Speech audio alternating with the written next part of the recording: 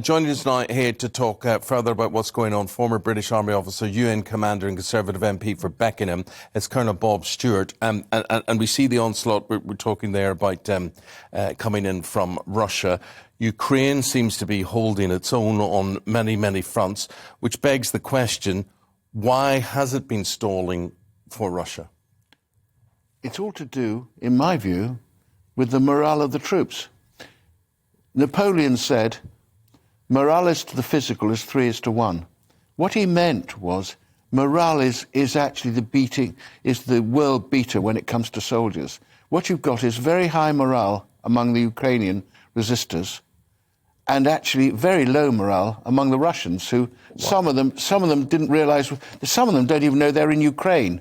So why would that morale be low? Is it because they actually don't know what the mission is? Yes, they haven't been really well briefed. One thing we used to do, and the British Army takes pride in, is actually explaining to the soldiers exactly what they're doing and why they're there. That has not happened to the Russians. It doesn't seem to be. If you look at the body language, Isabel, look at the body language. You're experts at body language, you two. So look at the body language of the soldiers. The Russian soldiers look lost. Hangdog, don't they? Yeah, okay. The Ukrainian soldiers look in command. Now, when Napoleon said morale to the physical is 3:1, I saw this in Bosnia when the commanders would say, how many men have you got under your command? And I wouldn't tell them. I'd say, how many do you think? And they'd say between 3,000 and 4,000. I had 800. You see what I mean? Yeah, the morale is the physical. So these relatively few people are actually acting incredibly well because they're defending their homeland. And the question asked by people on the street to the Russian soldiers is, why are you here? This is my homeland. We're Slavs. What are you doing this for? And it's really, debilitating for them. Yeah, of course, the question is how long that can last, is this... Well, I mean, the Russians will win in the end, Isabel. Yeah, but overwhelming force will win. But what's going to happen then? Well, also, the death toll the Russian soldiers are suffering is significant. 4,500 just in the first 5 days. That's more than the Americans suffered in 8 years in Iraq. And their bodies aren't going home, are they? Here, they're mobile crematoriums. Because they don't want body bags going back to Moscow. Yeah. I mean, because this is really... But do you remember all the stuff we had with Wootton Bassett? We had a really big... That's not happening with the Russians. So some poor mother and father are just having a knock on the door and being told, I'm afraid your son's being killed.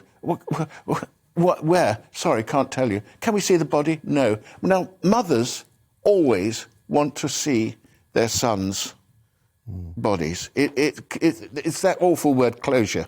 It's not closure ever for a mother or a father.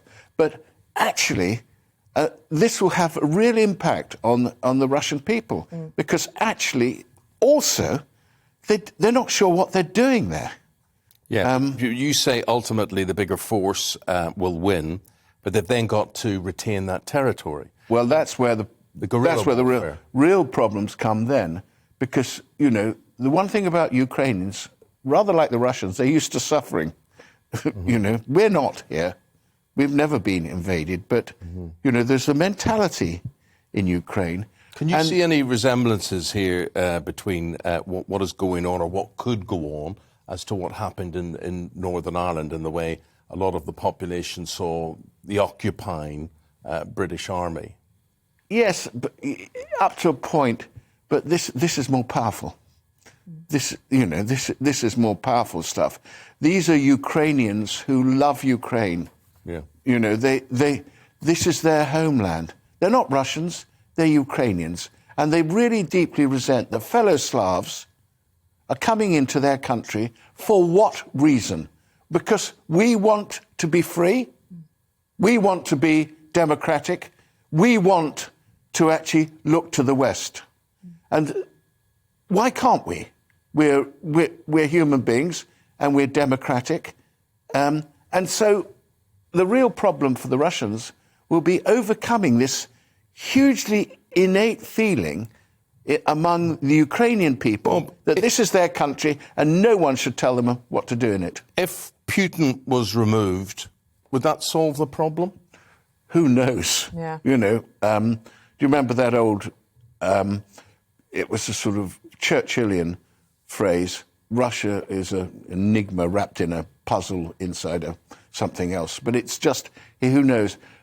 It is possible, and perhaps this is the way forward, that the sort of Russian equivalent of the men in grey suits that we have in Westminster will actually touch him on the arm and say, I think it's time you went to Sochi, you know, and actually give up, because he seems to, it doesn't seem logical to us, does it, that what he's doing. You could imagine the logic. I thought the logic would be he'd take over, you know, Donetsk, Luhansk.